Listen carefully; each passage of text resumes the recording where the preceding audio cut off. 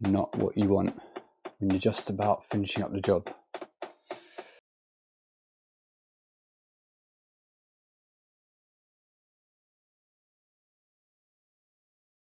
Hello and welcome to today's video. Thanks for tuning in. I really appreciate it. I'm just make sure my beard is okay. I'm trying to grow it for Christmas because I want to be Santa Claus for Irene this year, because he's now at an age where he knows what Christmas is about and everything. And I never got that experience like with my parents or anything. You know, my dad didn't dress up as Santa Claus or anything like that. And Christmas was never really a big thing for me growing up, but I want to try and make it a big deal for my kids. And I've ordered a Santa outfit. We've got him some presents and stuff. So yeah, I'm going to try and be the Indian Santa Claus. I guess he's probably going to know it's me, but yeah, that's why I'm sort of growing this out at the moment. And hopefully he'll enjoy it, the whole Christmas theme and everything. So enough of that, I'm getting sidetracked. This video is on a power flush, and boy am I glad I put that disclaimer in, because if I hadn't, God knows what would happen. So definitely disclaimer on every power flush. No matter how you think, yeah, it'll be fine. I know this customer, they're cool. Doesn't matter how cool a customer is, when stuff goes wrong, they're quick to turn. So I'm glad I had the disclaimer. The customer acknowledged it and they were like, yep, it's okay, like this happens, we've got to deal with it. That's the main thing. But have a watch of the video and you see exactly what happened. Oh, before I forget, go on, subscribe right now, do it now, and hit that like button, and then carry on with the video. Enjoy it.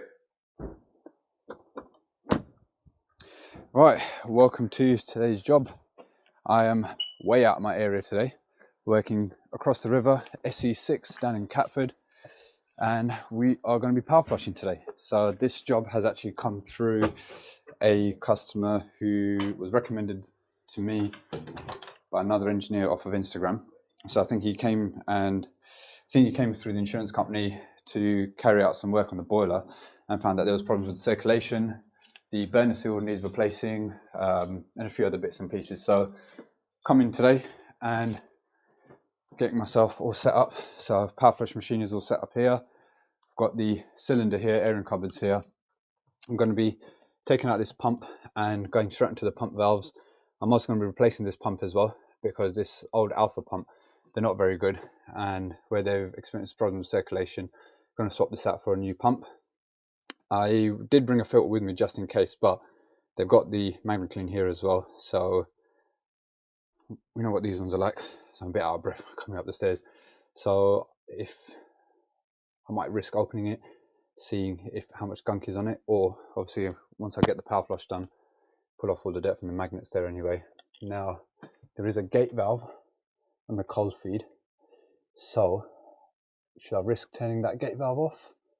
I'm not sure. I might actually, whilst I've got everything closed off, I might swap that out for a lever valve just to be on the safe side. So at least we've got a way of isolating the cold feed from the rest of the system. And then when I go up into the loft, I'll obviously put a push fit cap on the vent pipe so that when I'm power flushing, we haven't got anything going back up. And it looks like they may have had a problem with the blocked H section in the past.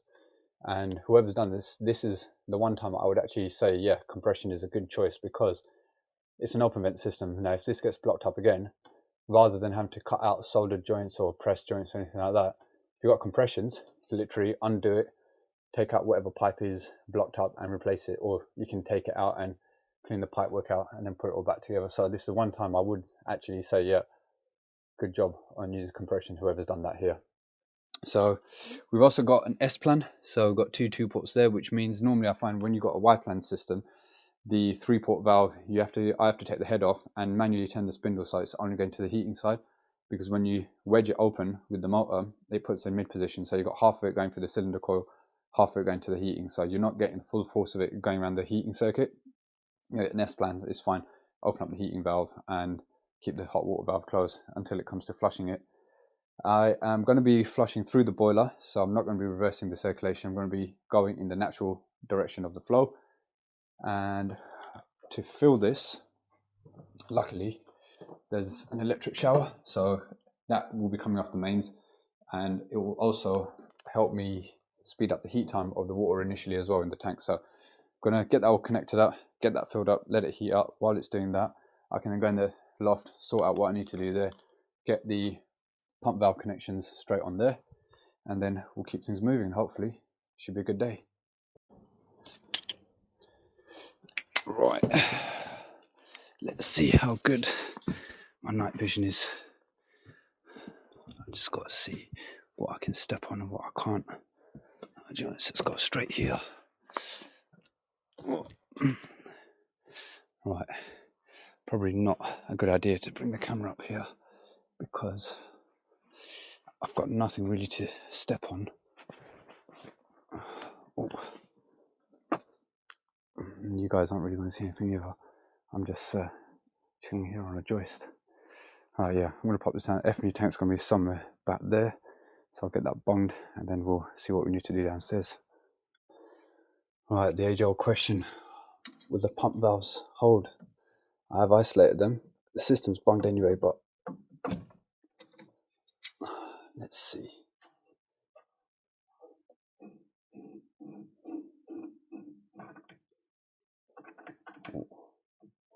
Don't know if it's a good idea to undo them fully. Just try and crack that a bit.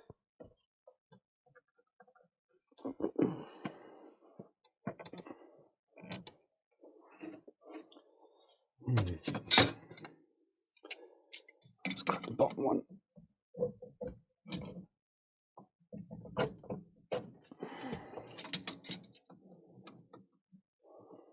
Oh, got a bit of water coming through.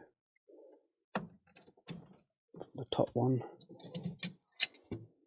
I've got to be careful because actually the zone valves are just down there. Let me grab cloth because I do not want any water to go onto the zone valves.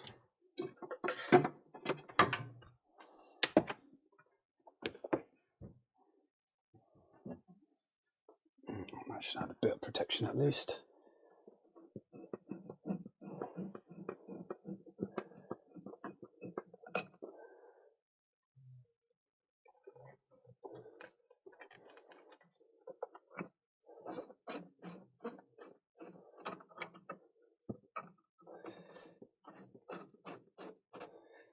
See, I don't want to undo it completely in case they haven't held.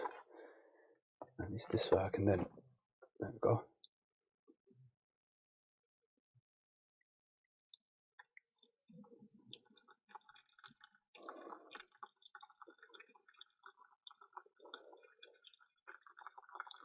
See, the trouble is I don't know if that's the bungs that are holding it or if the pump valves have actually held.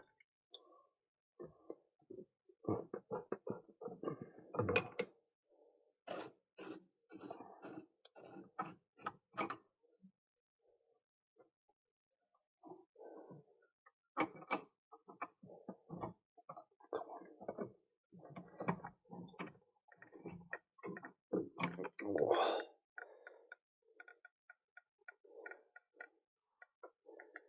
Let me get the other plumb tub out.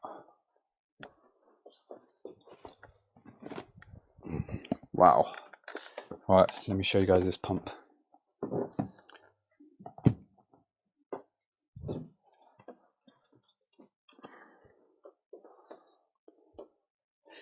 Yeah. That pump is no good, is it? So we'll be swapping that pump out. Changing the washers as well. Just get those off. That one's come off as well. Right. There's a bit of dirt in there. Look at that. Chunks coming out of there. Right, swapped out that gate valve for leave a valve up there and have a look. I don't know how clearly it will show up on camera, but that was completely chock-a-block in there. Cold feed coming down was all chock-a-block as well. I managed to clear it out. I've got to clean out the F&E tank as well because there's a load of dirt in there and I don't want that coming back into the system when I refill. So yeah, got to do that, need to do that, need to do the boiler service as well. And I've got another 45 minutes or so for the whole system to circulate before I start isolating the rads. So let's see how we get on. Right, while the system is all circulating, I'm going to get the boiler service done. So I've got a new set of electrodes, bearing plate, fan pressure test point, gas tube, brushes, everything we need to sort this out. Let's get the case off first.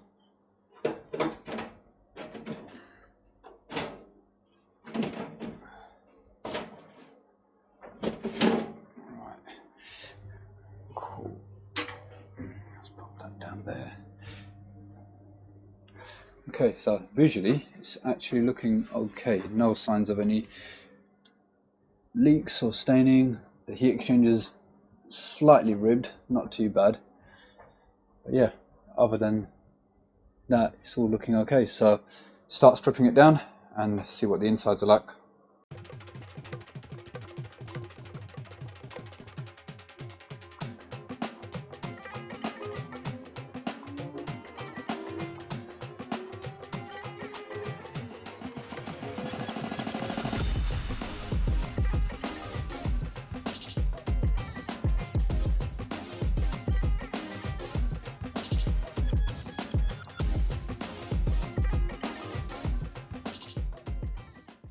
Right, so the boiler's all been stripped out.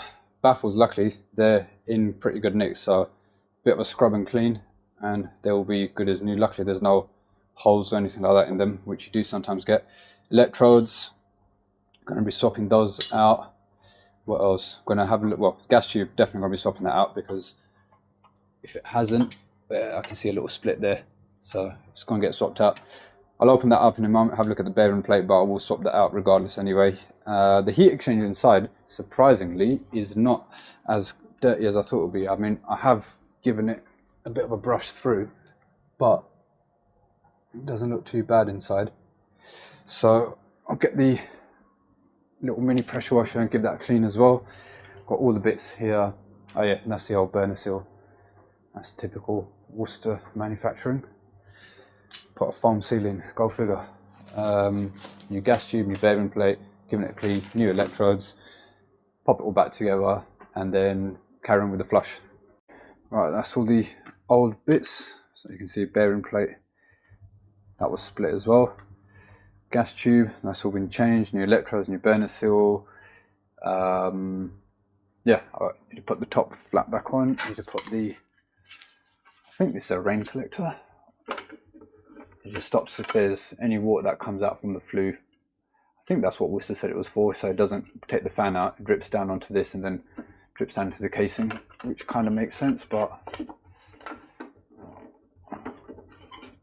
I'll get that in a minute. But yeah, boiler's all back together, so I can't obviously do my 26.9 checks because we're still power flushing. So now I'm going to go upstairs. It's been over an hour that system's been circulating, so check the magnets, give them a clean, and then start isolating the rads and trying to get them as clean as possible. All right, have a look at the color difference in these two pipes. So I'm not even agitating the rads. I'm just isolating them because I'm flushing through the boiler, and I don't like agitating the rads when I'm flushing through the boiler because if there's large chunks, it's going to block up the waterways inside the main heat exchanger, so I don't want to do that. But you can just see that's literally just isolating one rad, and the color difference is literally night and day. Right, system has finished circulating all the rads. I know it's going to be bad. Let's see how bad, if I can even get them open. Bloody hell. Let me open this one first. Right, that one's will help take the pressure off sometimes. This is a bit embarrassing. There we go.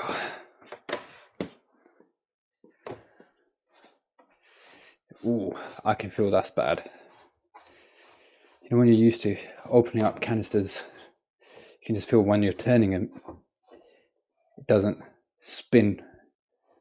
And I should tell you why it don't spin. Because it's carrying all that weight.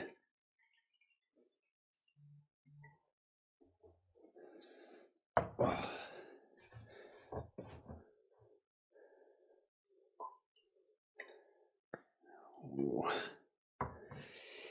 Yeah.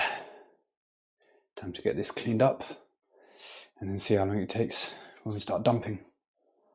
Right, so just on the final radiator, there you go, look, perfect timing. See the colour change in that. So that's coming back up the return, going through that coil. So it's getting darker and darker.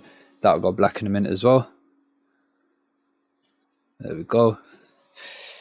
That will work its way through here, then through there, and then out of there, and then we should see that go black in a minute. So this is the last radiator that I'm doing. All the other radiators have been dirty as anything. Like I said, I haven't been agitating them because I don't want to block up the main heat exchanger, but I still need to go and clear up the F&E tank as well. I think, yeah, it's coming through. You should see that change colour in a minute. There we go. So that's now just cleaning out this radiator. What's the time?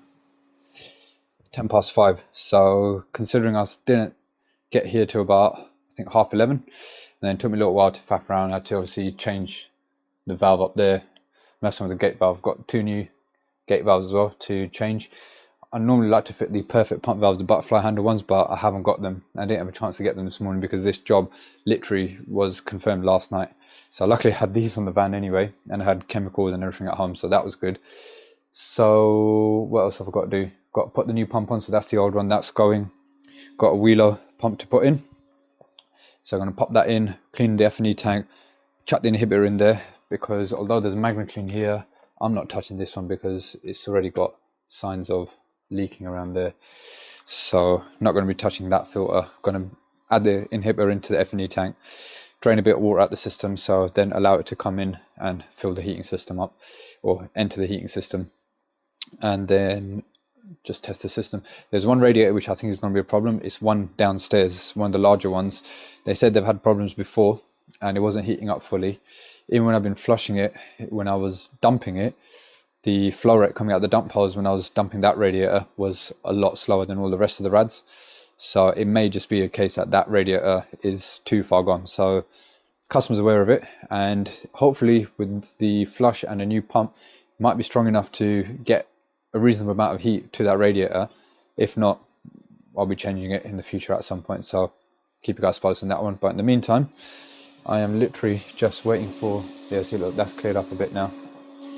Just going to wait for this to run clear, which it is. So now let me turn this off, let that empty out, have a tidy up, and then sort out the F&E tank upstairs. Right, I've brought you guys up here just to quickly show you, because there's really nowhere for me to prop this camera. That's the F&E tank. So I've siphoned out as much of the water as I can, and now I'm just going to get the wet vac. Got the extension lead up here, going to bring the wet vac up here, and then just try and hoover it out as best as I can. Right, just giving it clean out as best as I can. Sorry about the shadow, I've got my head torch on, but that's as clean as I can get it, which is a damn sight more cleaner than what it was. There we go. Right, now let me get out of this loft.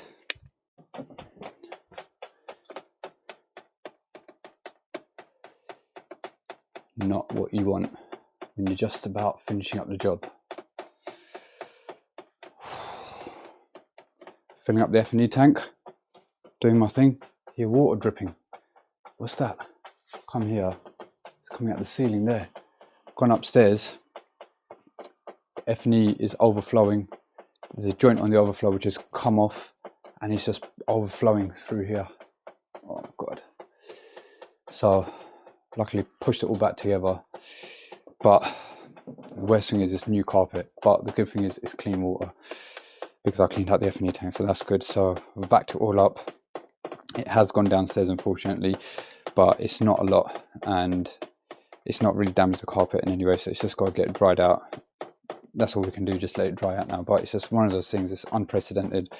Didn't expect it to happen, but luckily this is why I always put disclaimers in when I'm power flushing and doing conversions, because anything can happen. Obviously that overflow connection is nothing to do with me. It was loose when I went up there. Well, when I went up there it'd come away and it was all under insulation, so there's no way I would have seen that. Oh God. Well, the problem is sorted. I'm just gonna wait for this to stop. Right, I'm finishing this job here because I've lost the will to live.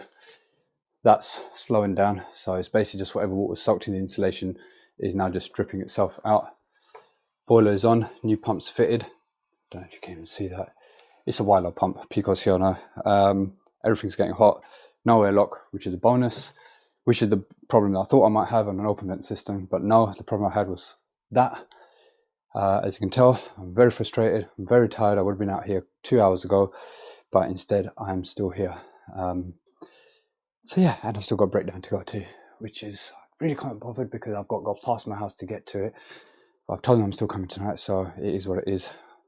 Final bits to go in the van, settle up payment, and then go. Good night.